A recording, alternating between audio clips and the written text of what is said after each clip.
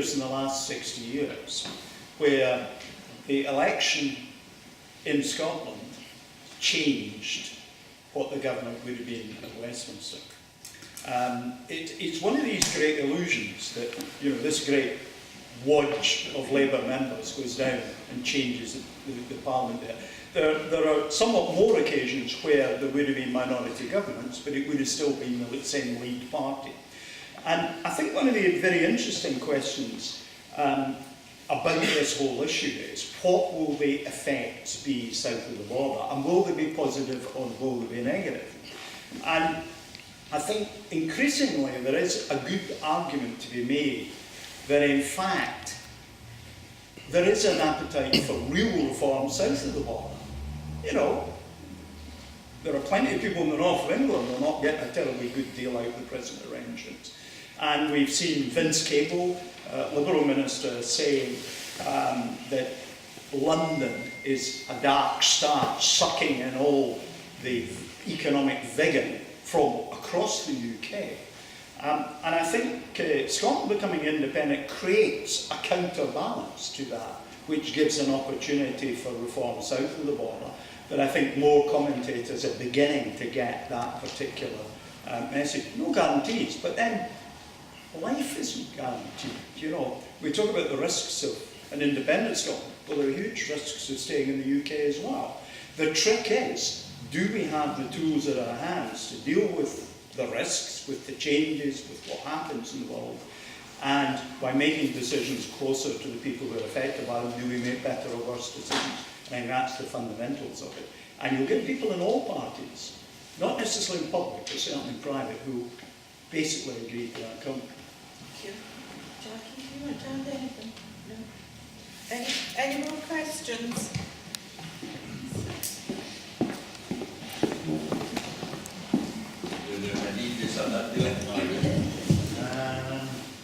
A practical question. Yeah. How do we deal with the financing of our BBC Scotland? Now, currently, this is a problem for Westminster as well. Currently, we've got a licence which is based on the TV being in the house. But we're now heading for a stage where there'll be people won't be watching TVs in the house. They'll be watching their iPad, they'll be watching everything else except the TV. Now, does this mean that the TV licence needs to be just council tax add-on? Does it need to be a poll tax to finance it? Let me just make a couple of comments. One of our researchers in the Parliament did a little bit of work, and one of the things they uncovered is that what's spent on delivering the whole BBC output, television, radio, the little opt-outs, you know, BBC Radio Borders, BBC Highland, BBC Alpha, etc. BBC Alpha, sorry, I leave that to one side, because that's government money in it, is less than is spent on BBC Radio 4. And that's just a little thing to think about. But more fundamentally, we actually pay into the BBC more than twice the value that we get back out. Because the money all goes into, to some extent now into Salford, because they're near Manchester, because they're trying to move some of the production centres up there, but more fundamentally into London. In the Republic of Ireland, we're perfectly able to watch the BBC, and we would be able to continue to do that. But what would certainly be the case at the point of transition, you know, the best deal is to, if necessary, make sure you pay the BBC. Decisions will be made by whatever kind of political party is running the government in Scotland. But what would be quite clear is we get a BBC that more accurately reflected our interests. You know, I mean, it's very strange how on radio we can have a radio station, BBC Radio Scotland, that, you know, is able to run its own news bulletins, tell us from a Scottish perspective about what's going on in the world, but we're not allowed that in television, for example. So I think we would certainly start off from the point of view of it being the same. But whether we should fund it through the licence fee, whether we should fund it through general taxation, or whether we should let them have adverts, you know, as RTE in Ireland does, It's really a matter for future jurisdiction, to be blunt, whatever the political party that's in government at the time is. I would personally prefer to keep the licence fee. But that's a personal. Any more questions? There's a lady down here, Jane. She's exciting, but she's evil. We'll come back to you. Hello, I used to be the branch secretary of Moray Unison, and I've also been a nationalist for over 35 years. And my concern is, when was it, 2000, I was at an STUC meeting in Inverness, the town hall in Inverness, and I raised the concern then that we had about jobs being centralised, jobs moving from Moray to Inverness and Aberdeen at the time. And at that time, I think we had a Labour government in Westminster and down in Holyrood.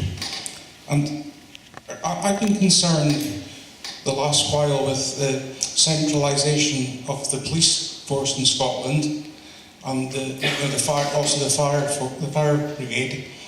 And although I'm not involved in the union now, I am concerned that we've currently got 32 councils in Scotland, but you've heard rumours that that could be brought down to match the number of health boards, the 14 health boards we've got in Scotland. So my concern as a nationalist is, are we looking at a centralised system of government in Scotland if we get independence? Or is this something that's been driven by the austerity measures since the Depression in 2008?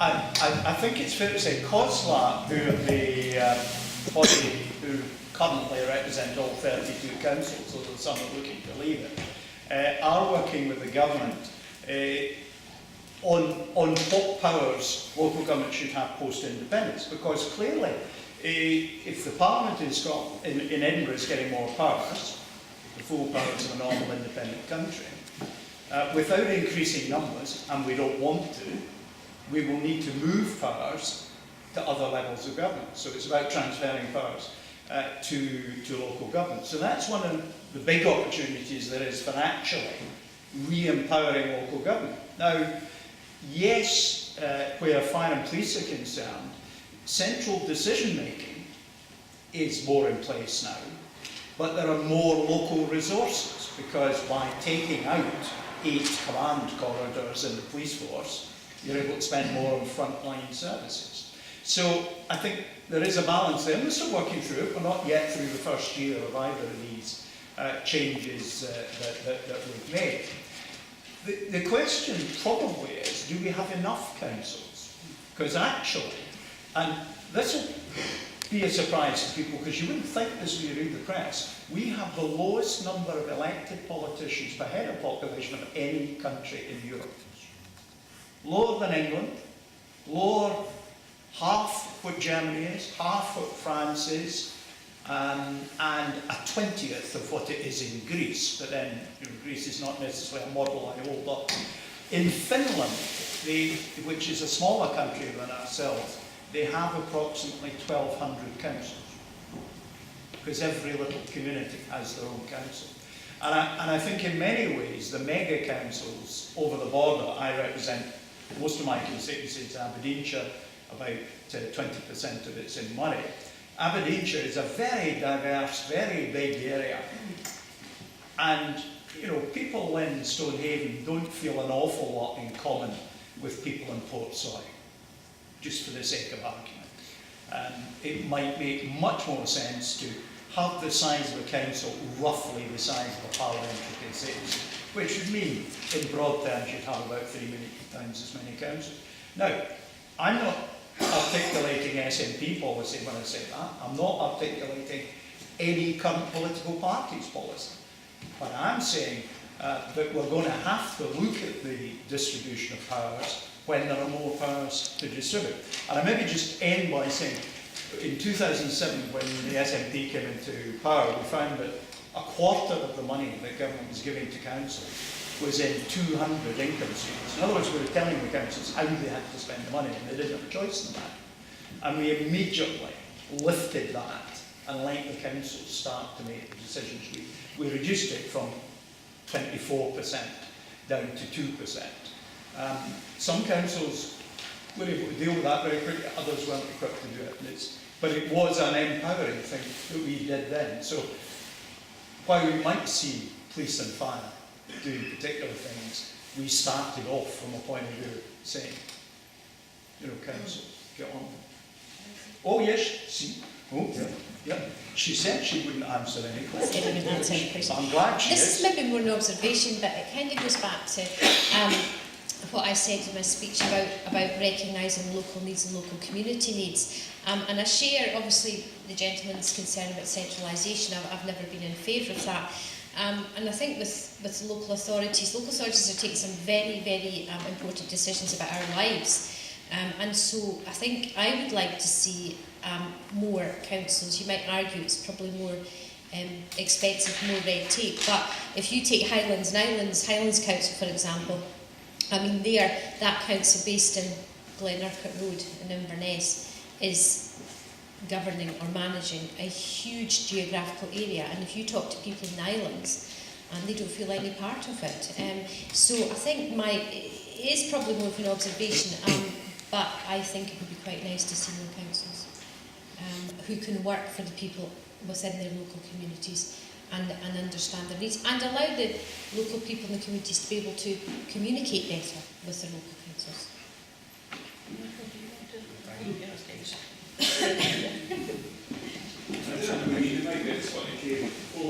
Sorry, the lady at the front, I think is This one here first. Okay. We'll come to you, don't worry.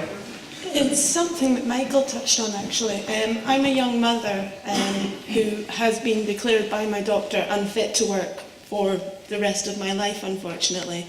Now, I've had to go to tribunals on several occasions to fight for my benefits. If Scotland becomes independent, where would my benefits come from?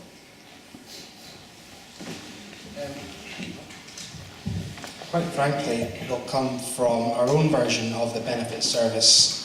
I mean, there's not a lot that's going to radically change. People think with independence that things are going to radically change and we're going to have our own this and that. The truth is a lot of things will remain similar in the United Kingdom in terms of structure. The only difference is we'll run it better. Now, in regards to benefits themselves can you just clarify, is it different types of benefits? Employment and support allowance. Employment and support allowance. Well, Westminster have this weird thing where that's not the end of the road. What they're actually doing is phasing out incapacity benefit, phasing out ESA, and then they're going to replace ESA with universal credit.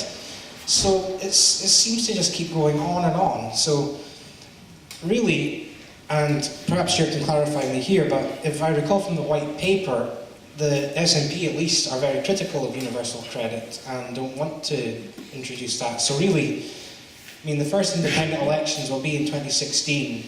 So it really, this is the beauty of having an independent country, and that we'll be able to elect governments that we want. So they'll be able to decide how to run the benefit system.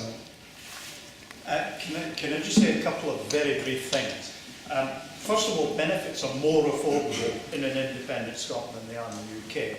In other words, a smaller proportion of our expenditure would be in benefits. Now, there is actually a bad reason why that's so, by the way. It's not all good news. But the part of the reason is because we actually die sooner. So we pay less to people with pensions, and so therefore want to do something about that. But on the other hand, we have more money. It is worth making the point too that the UK already pays pensions, state pensions, to 1 million pensioners who do not live in the UK. So it's where you've earned things like pensions, which are one of the benefits, that is more important in a sense than where you stay. But I think Scotland would want to take over responsibility for paying, responsibility for setting returns. So I think that's what Scotland would do. Right. Chopped him off. Very unfair, but I did. That's all right. Just following on for your last question about more councils, does that mean we'll get paid more council tax? And then another thing, you're on about the welfare state. Does that mean you're just going to hammer the offshore workers with more tax? Because a high proportion of us do work offshore, and I just wonder if Scotland, once they become independent, are going to start having a 50 50p in the pound tax rate and whatever. Well, I can only speak for my political party, and we've said no to the 50 pence. But on the basis that we would not want to charge more tax than the rest of the UK, right? So that's where the SNP is for other parties to give their answer to that part of the question. But the key thing is that we pay, in the most recent figures that have been published, we are 8.5% of the UK's population, but we raise 9.4% of the UK's tax. In other words, we pay more tax than people else in the UK. Now that's the oil industry and commercial business pay, not individuals. And we get spent on us 9.1%. So at the very moment of independence, without any of the rules about what we buy and the support we give to people changing, just exactly the same, we're immediately nearly £4 billion a year better off. So the one thing we don't need to do is to say we need to start taxing people at a higher level because we've become independent. So just to clarify, they're not going to put taxes up? I'm only saying to you the SNP won't put taxes up. I can't answer, will the SNP be the government forever and a day? Well, I will work to make sure that's the case, but democracy kind of not work that way. And there might be another political party that has a different view. But then that's precisely up to people who vote for political parties at elections to make sure they get parties that don't do what you don't want them to do. I don't happen to think it's likely to happen. To be blunt, and it won't happen if the SNP are the government. But I can't tell you it won't happen if the Labour Party are the government. I can't say that. I don't speak for the Labour Party. And there's more councils, smaller councils need more council tax. Well, it depends, doesn't it? Because if you're a manager, right, in an organisation, there comes a point the organisation gets big enough, you need to stick another layer of manager. Because you've too many people. I used to have 500 staff at one stage, and I had quite a lot of managers. I had several layers of managers. When you actually get smaller, you can be more efficient and actually reduce costs. Now, what it would be likely to be the case, and we're actually already seeing this even with the 32 councils, that councils collaborate in the provision of certain services. So, for example, Highland and Sear, the Corley, Western Isles, collaborate on planning, for example, because the Western Isles is finding it difficult to deal with planning. And of course, that's making the provision of planning cheaper and more efficient. So I would expect that councils, while having the democratic accountability for their area, might well collaborate with neighbouring councils. Oh, there's even a council, sorry, I've just remembered, there's even a council, I can't remember which one it is, who's currently collaborating with a council in the Netherlands on something. It's not a big thing, but there's no artificial barriers. So being smaller can actually mean you're more efficient. And in many ways, that's actually the message about Scotland. Scotland is in that sweet spot between 3 million population and 10 million population, where you have enough resources to do all the things you want to do, but you're small enough you can do them efficiently and effectively. When you're 60, 65 million, everything slows down, it becomes difficult to make decision making, and it's more expensive to make decisions. So, bigger isn't necessarily more efficient, smaller can be as well. But that depends on the policies of the people you elect to run those councils. Anybody else? It's interesting to hear different concerns of people. My concern is fishing. It deeply worries me what it appears the SNP are intending to do with the fishing if they secure a yes vote. Quite a number of years ago, when Alexander was an MP in Westminster, he had a private member's bill to try to regain national control of a 200-mile limit. And he was applauded by many of us here for his efforts and what he was trying to do, which I believe was right at that time. It was said then, and I believe it was Alexander who said it, what right did Dead Heath have to sign away the rights of our fishing to Europe? And it appears that he now intends to sign away the rights of our fishing to Europe again, without any consultation. I mean, if we were saying, if there was going to be a yes vote, we could have a referendum on whether we should be in Europe or not. That would be a much fairer idea, I believe. But there doesn't appear to be any indication of a question, does Scotland want to be a member of the European Union? It seems that you are hell-bent in going into a corrupt regime. We know that the European books can't be signed off for many years now because there is so much money missing, we don't know where it's going. And yet we want to be in that system. It worries me that the SNP were at one point wanting to do one thing, and now they appear to be doing another thing, and handing over our sovereignty. Because that's really what you're doing if you go into Europe. You're giving away the rights for your decision making, because they make all the decisions for you. And they are unelected. There was one of the speakers said earlier on about Scotland being governed by people who weren't really voted for here. But the EU, the people who rule us, they are not elected. And we are under their governance many, many times. It was mentioned that if Scotland doesn't become a member of the EU and hand over its fishing to the EU, the Spanish fleet will become bankrupt. The reality is that we have almost a bankrupt Scottish fleet. There's been 682 vessels decommissioned in the last number of years. Communities all along our coasts are devastated by the fishing loss. In today's fishing news, there's an article about Lochindra being the second highest landing port in Scotland, second to Peterhead. And 29.1 million of these landings came from foreign vessels. We have a huge resource around our seas.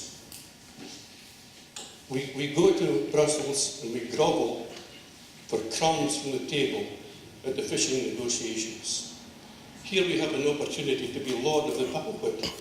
We could take control of our fishing again and decide who's allowed to fish here and for how much. Now we have no control, virtually no control. I'm deeply troubled and have been by what's intended.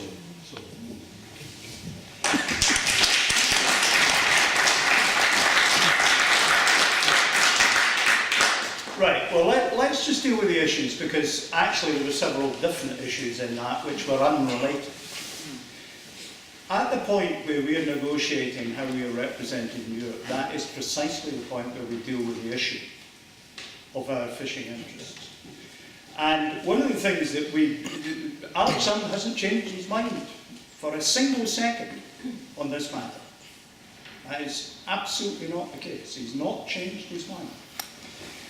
Indeed, Alan McCartney, when he was a member of the European Parliament, was the one who pushed for regionalisation, in other words, delivering the ownership responsibility for our fishing resources back to the communities that depend on them. And we're seeing that we're making some progress on that. The point where we have the power directly as an independent country to negotiate with the EU is the point where we can deliver on that. At the moment, we have no power whatsoever to deliver on it. But I think it's a false, absolutely false idea that we can leave the EU and benefit economically. We would definitely not benefit economically from being outside the EU. And you have countries that are in the European Economic Area, like Norway, for example, who have to implement all the European laws and regulations, because that's required within the EEA, so that you can get the free trade area that they want.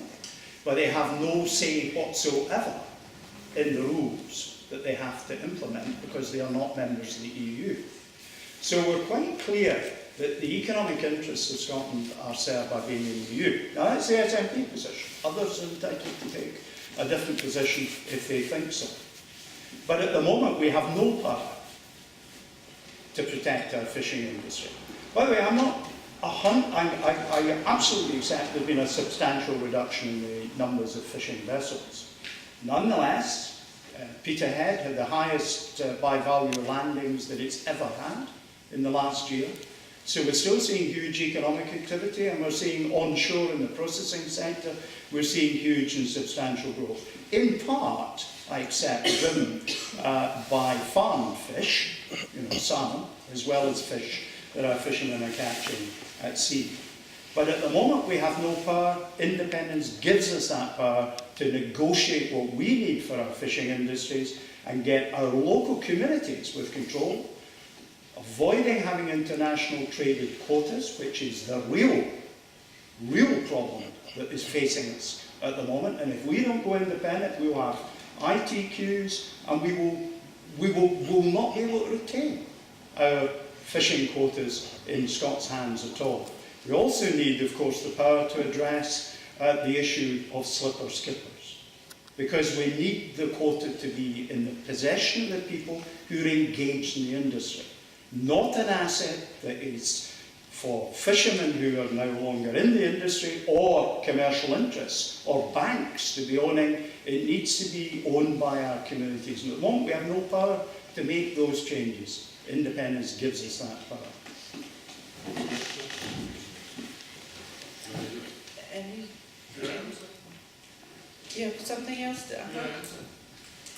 You want to answer? What's the reply? Okay. Okay. The reality is that fishing is a finite commodity. For Scotland to go into Europe and negotiate a better situation for itself in fisheries, it needs other countries to accept a lesser deal. And that's something we'll never do. Britain, to some degree, has been trying to argue for a better deal in Europe for years as regards fishing. We've always failed. Going right back to the time when many of us here tried to voice for a 50-mile exclusive limit and then a 20-mile exclusive limit. It all failed. And subsequently all failed. All these negotiations have failed all the way through our European existence. And it will continue to fail. Because Scotland, although it might have a voice, it will have a very small voice. And it won't be enough to make other people accept less to give us more.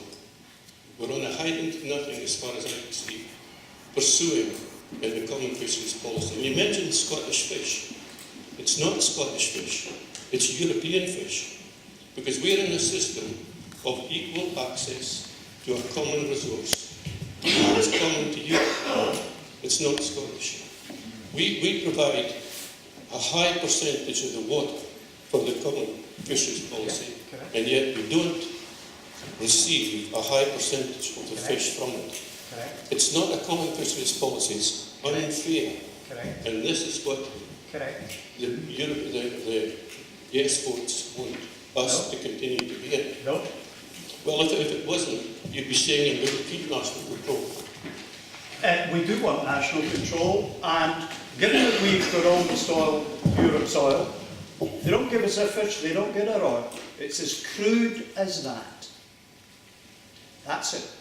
We have enormous resources that Europe requires of us and wants as part of Europe.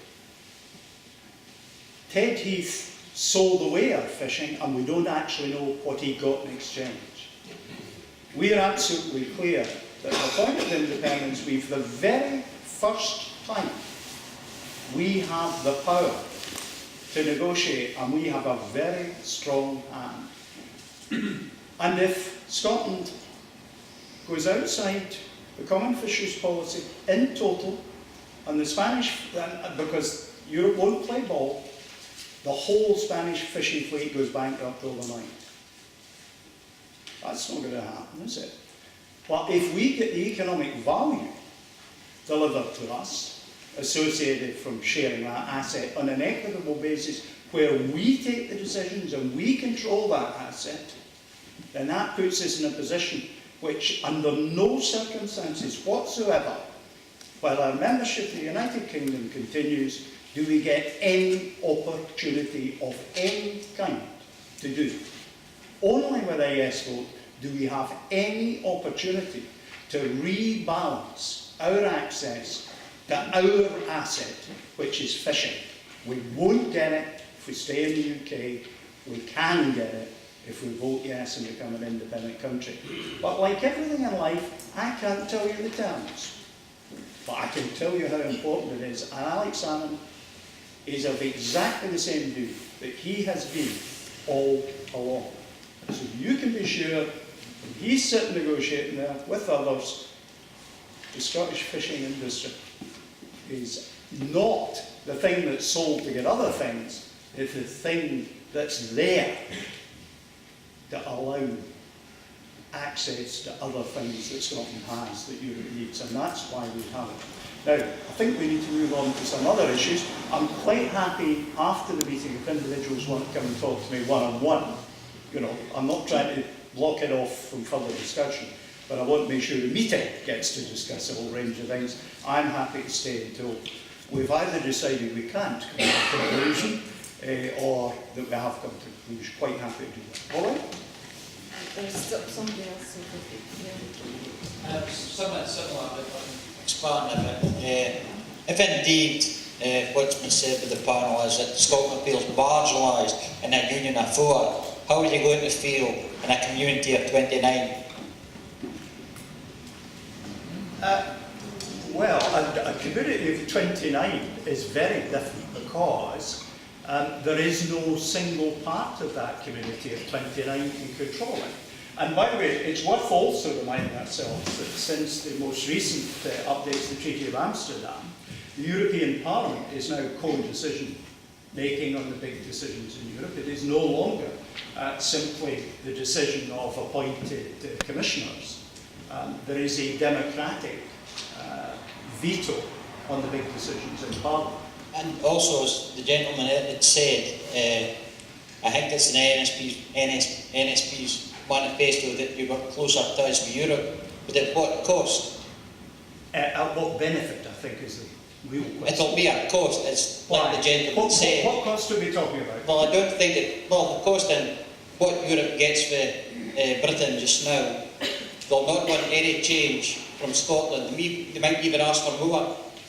No, the rules are quite clear. The funding for Europe is, what Europe gets from all the countries of Europe is 1 percentage point of your VAT. That's basically what happens. So our VAT's currently sitting at 20% at the moment. 19 of those percent go to the UK Treasury, 1% goes to Europe. And that is applied throughout Europe. There's no differentiation. One of the arguments that's put is that Maggie Thatcher negotiated this wonderful rebate scheme from Europe that meant the UK got money back. And that's correct. But, and it's quite a big but, is the way it's done is the UK no longer participates in a whole series of schemes. And in consequence of that, the UK no longer gets match funding for a whole series of schemes. So although the UK gets money back in certain ways, it actually doesn't end up economically better off. And we, for our farmers, you know, another important industry in this part of the world, we can see the effects of not being at the top tip. We are losing